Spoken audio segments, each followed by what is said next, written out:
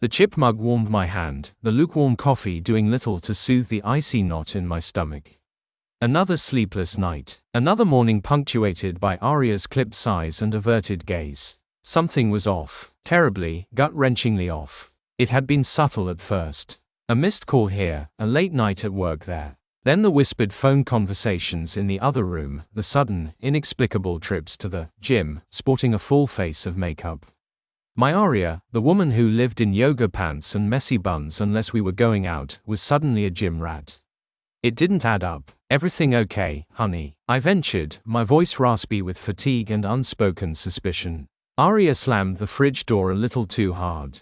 Of course. Why wouldn't it be? Her tone was sharp, defensive. The knot in my stomach tightened. I don't know. You just seem different lately. She scoffed. Different? I'm working out, trying to be healthy. Maybe you should appreciate that instead of interrogating me. Interrogating. That's what it felt like to simply ask my wife how she was. The accusation hung in the air, thick and suffocating. I backed down, defeated. Again, this had become our routine. Me, voicing my concerns, Arya, dismissing them with thinly veiled irritation. I felt like I was losing my mind. Was I imagining things? Was this what marriage was like after 10 years, a slow descent into suspicion and resentment? But then came the voicemail. It was a Friday night. Arya was supposed to be at a book club meeting. I hate book clubs, a collection of bored housewives getting together to drink wine and dissect the latest Oprah pic. Arya rarely read, let alone discussed literature with fervor. Another red flag. My phone vibrated on the nightstand. Arya's. I usually never checked her phone, but something propelled me forward. A voicemail notification. Curiosity, mixed with a healthy dose of dread, pushed me to press play.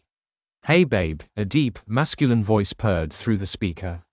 Just wanted to hear your voice. Miss you already. Can't wait for Tuesday. The blood drained from my face. My world tilted on its axis. It wasn't my imagination. Babe, Tuesday. The pieces clicked together, forming a sickening, undeniable picture. Rage, hot and blinding, coursed through my veins. I wanted to scream, to break something, to confront her right then and there.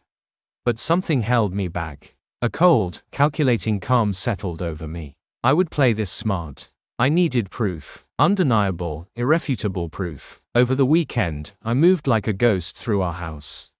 I observed Arya, her nervous laughter, the way she jumped every time the phone rang, the furtive glances at the screen. The guilt was palpable. It radiated off her like heat. Monday morning arrived, and I feigned a business trip. I packed a bag, kissed Arya goodbye, and watched her drive away. Then, I turned around and headed back inside. I had a plan. I spent the day setting up a hidden camera in our bedroom. It was small, discreet, positioned perfectly to capture everything. The wait was agonizing. Every tick of the clock felt like an eternity. Tuesday, the day the voicemail promised. I sat in my car across the street, watching our house.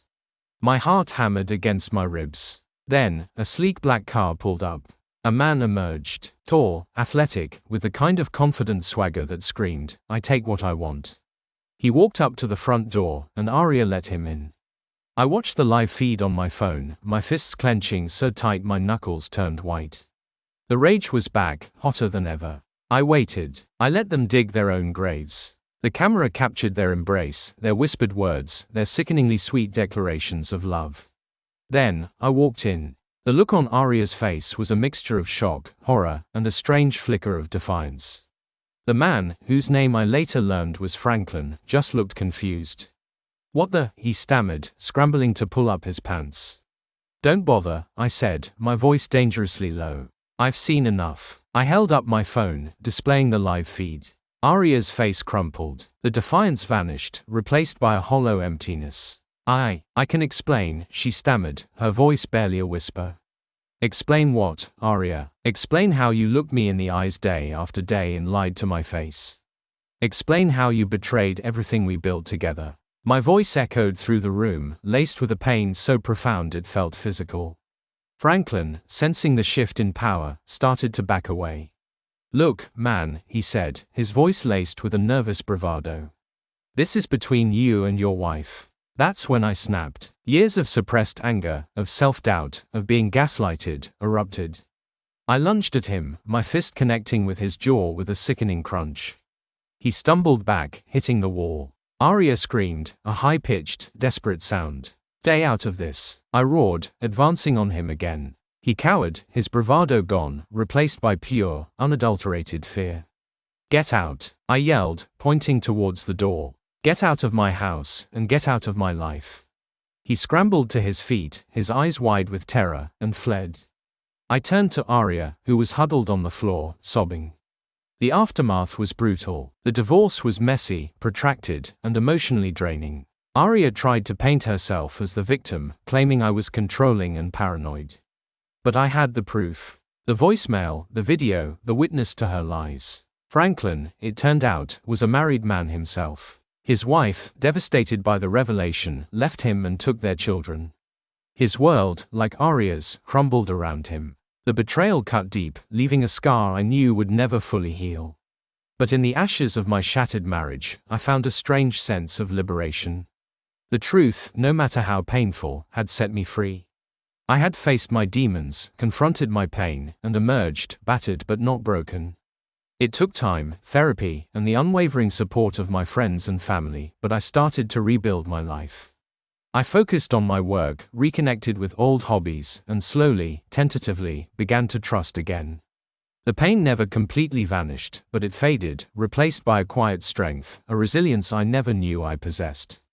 The chip mug, once a symbol of my suspicion and despair, became a reminder of my journey, a testament to the power of truth and the enduring strength of the human spirit.